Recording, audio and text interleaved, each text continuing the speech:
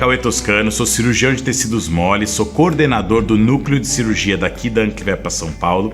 E a minha trajetória cirúrgica, ela começou lá na faculdade. Eu gostava muito de cirurgia lá na USP, quando eu fiz faculdade. Fiz minha residência lá em cirurgia também. E depois vim fazer a especialização aqui, a especialização que eu coordeno hoje. Eu fui aluno há muito tempo atrás e foi aqui que eu aprendi a operar, aprendi a aplicar o que eu atuo hoje. Aqui no Núcleo de Cirurgia da Anclivepa, o que nós buscamos sempre é montar cursos que nós gostaríamos de fazer. Eu e o Daniel, que somos os coordenadores, a gente sempre para e pensa dessa forma. Fala, que curso que eu quero fazer? Qual é o melhor professor dessa área? Quem eu gostaria de assistir falando de tal tema? Como que eu gostaria que fosse uma aula prática específica? E a gente monta exatamente desse jeito. E isso tem cativado ao longo dos anos muitos veterinários já cirurgiões ou muitos veterinários que querem se tornar cirurgiões e atuar só com cirurgia, como a gente faz no nosso dia a dia. O nosso ensino aqui no Núcleo de Cirurgia da Anclivepa, ele é fundamentado essencialmente numa teoria muito robusta, embasada em evidência científica, mas majoritariamente o que a gente preza é pelo treino, é pela prática. A gente quer que os alunos venham para cá e treinem muito de fato, tá? O nosso objetivo no futuro é que muitos dos bons cirurgiões do Brasil tenham passado por aqui, tenham sido formados por nós e tenham uma posição de destaque dentro do mercado. Eu sou Daniel Herrera Jarrugi, médico veterinário formado pela Universidade Estadual do Norte do Paraná. Sou especialista em cirurgia pela Universidade Cruzeiro do Sul, coordenador da pós-graduação de cirurgia da Anclivepa desde 2013 e diplomado especialista pelo Colégio Brasileiro de Cirurgia desde 2015. A pós-graduação de cirurgia da Anclivepa, ela é diferenciada em todos os sentidos. No começo, a confecção da grade é feita especialmente para nivelar todos os alunos, desde um conhecimento de base até a evolução das cirurgias de rotina, finalizando com as cirurgias de alta complexidade, para todo mundo conseguir aprender tudo e a gente ter uma turma bem nivelada. Além disso, quando você vier aqui para ter a aula prática, você vai treinar num laboratório completo e equipado com todos os instrumentos que são necessários para a execução das técnicas. Vai ter um cadáver por dupla para que você possa treinar todas as técnicas de forma ímpar e sair daqui executando todas elas. A aula teórica, ela acontece num ambiente virtual, onde todo o material fica armazenado e contido para que você possa estudar todo o período. Para o aluno de pós-graduação de cirurgia Anclivepa, você pode viver dentro do bloco cirúrgico e dentro do centro cirúrgico dos hospitais públicos da Anclivepa. Essa vivência faz um diferencial enorme, porque a gente tem mais de 30 cirurgias por dia em cada um dos nossos hospitais, associando a aula teórica, o treinamento prático dentro do laboratório, as aulas com animais vivos que a gente faz junto com os alunos e a vivência hospitalar. O aluno consegue uma formação completa desde a sua base até o final da sua cirurgia.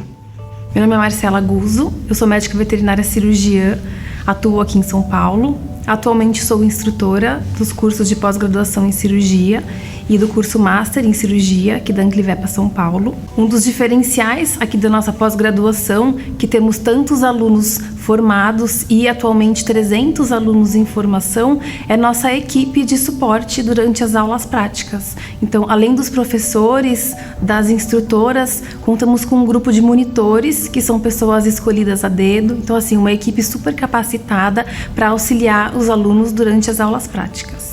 Um outro diferencial que nós temos é que dispomos de uma tecnologia avançada de gravação das aulas práticas. Então, no decorrer das aulas práticas, nós gravamos a apresentação ali, a execução do professor na peça anatômica, e essa gravação vai para uma plataforma online, na qual, durante todo o decorrer do curso, o aluno consegue reassistir e estudar da sua própria casa.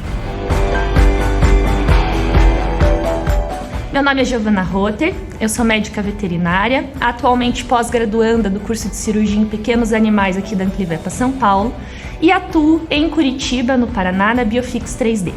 Eu me formei recentemente, não faz muito tempo, então eu precisava de muito conhecimento na parte de cirurgia geral, até porque na minha empresa eu faço parte de planejamento cirúrgico. Então a Anclivepa precisava me trazer essa visão de como atuar, como fazer a cirurgia, procedimentos cirúrgicos. Então eu precisava de conhecimento na parte de cirurgia em tecidos moles. A Anclivepa tem uma estrutura sensacional, onde a gente pode praticar as técnicas cirúrgicas que nós aprendemos de forma online, o que para nós que trabalhamos facilita muito, e daí vir aqui para a prática de 2 em 2 meses, aprender todo esse conhecimento que a gente teve na parte teórica. Então a estrutura deles é sensacional, os monitores nos dão todos os suportes que nós precisamos durante as aulas teóricas, durante as aulas práticas, e sem falar nos professores, né, que nos trazem esse conhecimento que nós precisamos e a gente coloca em prática todo esse conhecimento deles também. Meu nome é Pedro, sou médico veterinário formado pela Universidade Metodista de São Paulo. Eu estou terminando a minha pós-graduação, sou da turma 10 da cirurgia de cães e gatos aqui da Anclivepa. O que eu não tinha antes e que eu tenho agora, graças à Anclivepa, né, essa especialização que eu estou fazendo, é que antes eu não tinha confiança em mim mesmo para poder operar, poder me responsabilizar sobre meus casos. E hoje, graças a esse curso que a Anclivepa me propôs, é eu ter essa confiança em mim mesmo, de poder exercer a minha profissão da forma como eu gosto, da forma como eu acho certo, e também a questão de abrir portas, né? Porque ter no currículo a especialização da Anclivepa em cirurgia me abriu inúmeras portas que antes eram fechadas para mim. Então hoje, graças a isso, eu pude ser contratado num hospital que eu admiro, sou o cirurgião responsável desse hospital, opero, sou responsável por esses pacientes. Porventura, né, a gente tem alguma dúvida, tenho os professores, os monitores, os instrutores que são super acessíveis para tirar qualquer dúvida, posso acompanhar eles também, que eles dão abertura para isso, então acompanhar a rotina deles para também me espelhar e ser um melhor profissional a cada dia. Por fim, gostaria de agradecer imensamente a oportunidade de poder me especializar, de poder estar numa grande instituição de ensino que é a Anclivepa, e espero poder vivenciar mais isso com outras oportunidades, outros cursos, enfim, acho que vou ficar aqui por um bom tempo ainda, me especializando e fazendo diversos cursos.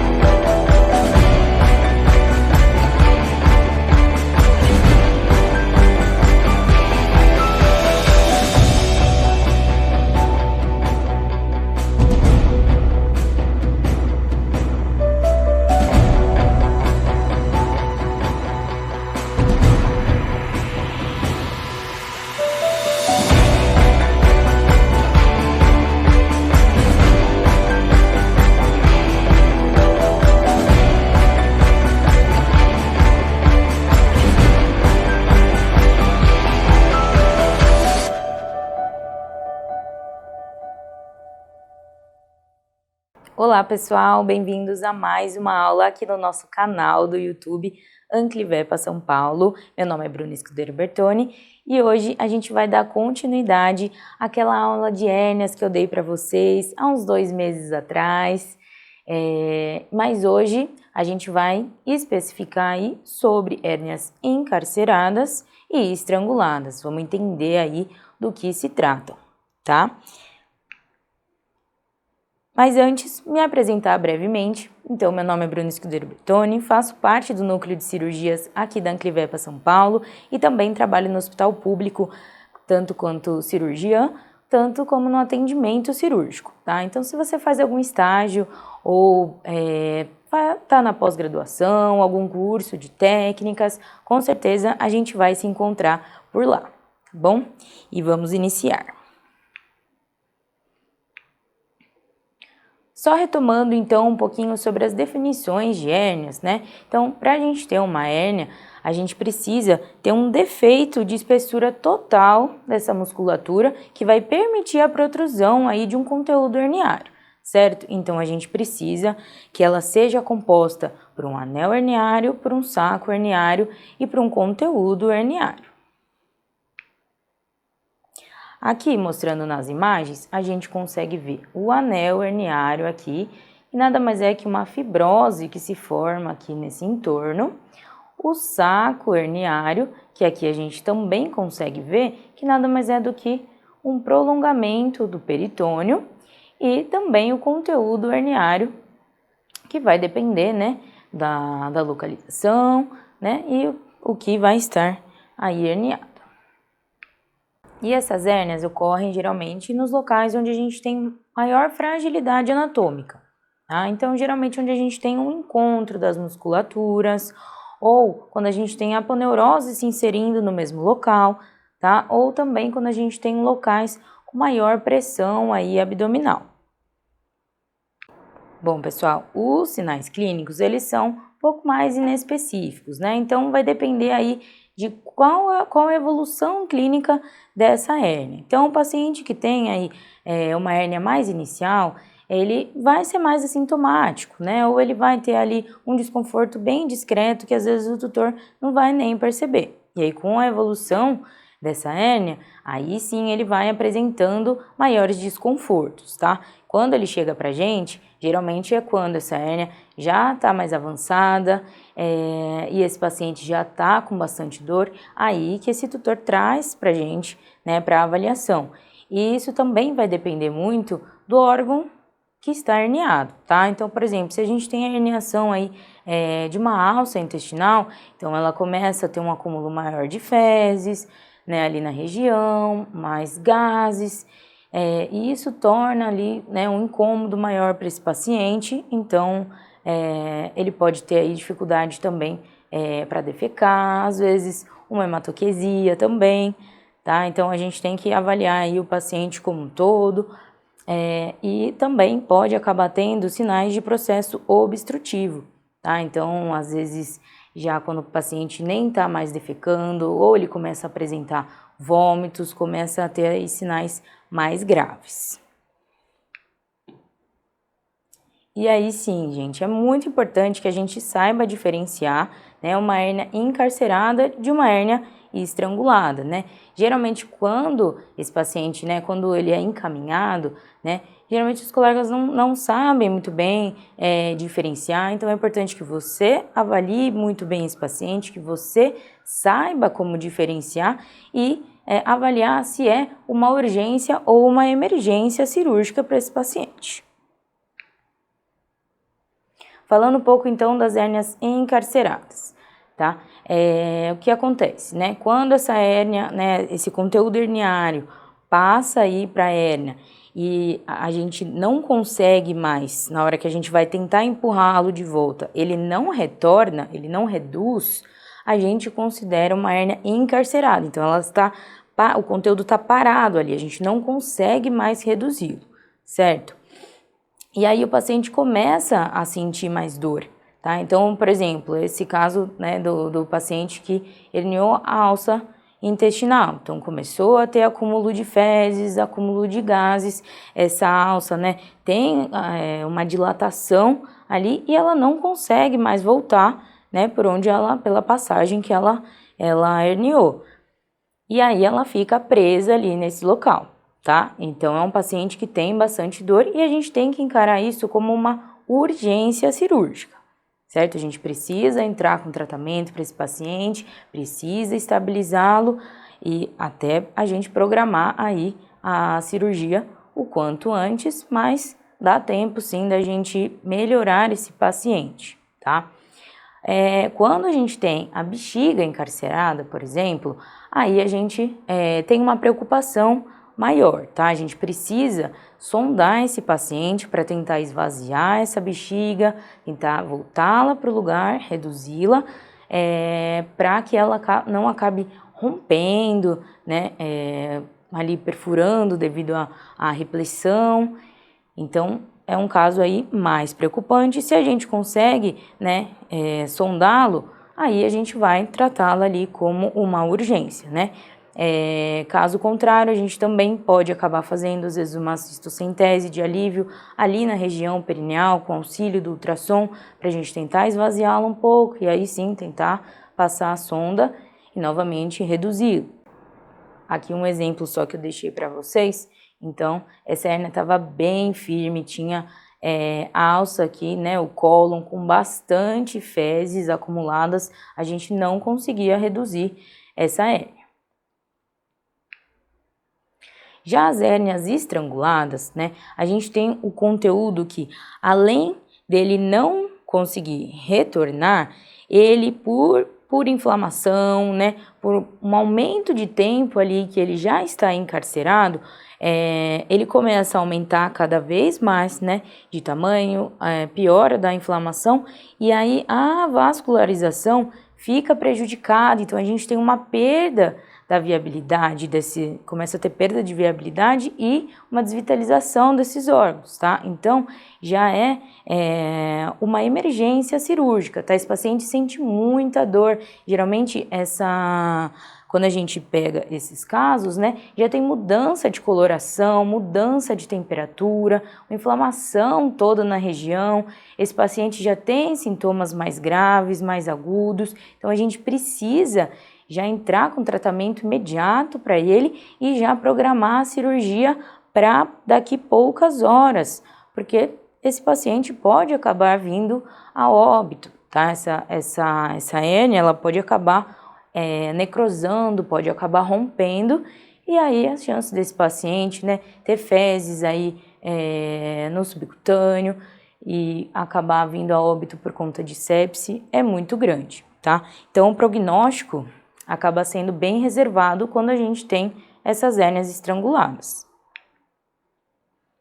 Aqui mostrando na imagem para vocês a diferença, então, de quando uma hérnia está encarcerada. Tá vendo a coloração? Ainda né, parecida aqui com a da pele dele, né, que ela tá um pouco mais esticada por conta do conteúdo herniário, mas não temos alteração. Agora, olha essa, olha aqui bem na pontinha, a gente já tem um ponto mais arroxeado, tá vendo? Mais inflamado, né? A coloração não tá a mesma que a da pele, então aí já mostra, né, que essa hérnia tá aí já com perda da viabilidade. E nesse caso, tá, até foi um que a gente operou com uma aluna da pós-graduação, porque não sei se vocês sabem, mas os alunos da pós, eles podem estagiar, né, com a gente durante os 2 anos, né, então eles acabam acompanhando bastante das cirurgias, entrando com a gente nos procedimentos cirúrgicos, tá? Então isso é bem legal. E essa aluna entrou comigo nessa cirurgia, tá? E aí a gente precisou fazer, então, uma associação de técnicas, né? Além da correção da hérnia, a gente também precisou fazer uma enterectomia, porque aqui o tecido estava todo desvitalizado, necrosado, então a gente precisou retirar aí uma porção dessa alça intestinal. Aqui, mais alguns casos, então, de hérnia estrangulada, né, quando a gente já tem essa alteração de coloração, tá vendo? Esse tá até mais enegrecido, né, então, quanto mais escuro, né, provavelmente esses órgãos estão aí com mais desvitalização. E aqui também tivemos que fazer enterectomia, né, associação aí de técnica cirúrgica. Esse caso, gente, já é aí dos mais graves, tá? Então, além, né, da hérnia estrangulada, essa hérnia rompeu, tá? Então, acabou extravasando fezes aí para a cavidade abdominal e, infelizmente, esse paciente veio a óbito, tá? Por conta de sepse. Esse outro aqui, gente, é uma hérnia perineal, também com muita inflamação local. Esse paciente tinha muita dor, e aqui ele tem já uma cicatriz, ele já tinha realizado a cirurgia de hérnia perineal, porém foi com colocação de tela, né, e aí teve contaminação, então foi um caso aí mais triste, tá? Eu não me lembro o desfecho completo desse paciente, mas se eu não me engano, ele acabou também vindo a óbito já pela gravidade do quadro. Aqui, gente, é uma imagem de raio-x contrastado, onde a gente consegue ver, né, quando tem essa bexiga rompida, né? Então a gente vê extravasamento de urina, né? Geralmente quando tem bexiga herniada, a gente opta também por fazer esses raios-x contrastados para a gente ter uma melhor avaliação. Então, a gente sonda esse paciente e faz aí o raio-x.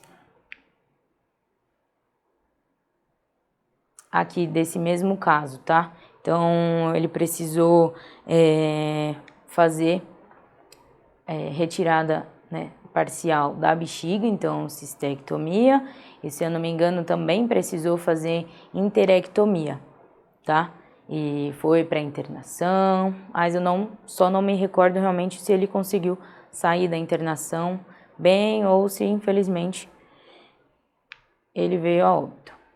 Bom, em relação à parte do diagnóstico, gente, é importante que a gente, né, tenha um bom histórico desse paciente, né, questione bastante esse tutor, faça uma boa anamnese, então para entender se essa hérnia era congênita, era adquirida, se há quanto tempo esse animal está apresentando sintomas, quais sintomas ele está apresentando, o exame físico, né, essa hérnia é redutível, não é, está com sinais de inflamação, alteração de coloração, de temperatura, tudo isso a gente precisa avaliar e, em conjunto com isso, também realizar o exame de imagem, né? O ultrassom abdominal completo, ele é importantíssimo, tanto para a gente avaliar se realmente tem uma hérnia e qual conteúdo está herniado, né? E poder fazer também, né, os diagnósticos diferenciais, caso não seja, né?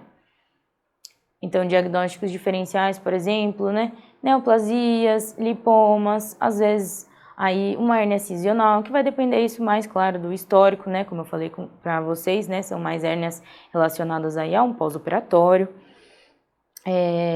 e uma eventração, né, esse foi um paciente aí que teve um trauma, né, então a gente correlaciona aí sim, né, mais a uma eventração, e ele já não vai ter o saco herniário, né, não vai ter o anel herniário, né? E a gente já conversou sobre essas diferenças, tá bom?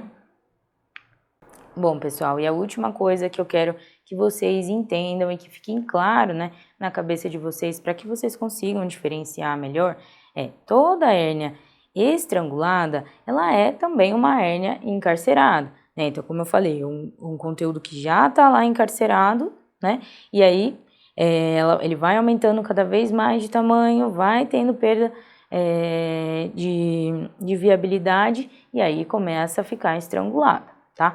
Mas nem toda hérnia encarcerada está estrangulada. Então, às vezes a gente, né, pega o paciente ainda quando a hérnia só não é redutível, né? Ela está lá, mas não tem alteração de coloração, não tem assim tanta dor, né? Não tá tão inflamada, então ela não tem esses sinais aí de estrangulamento.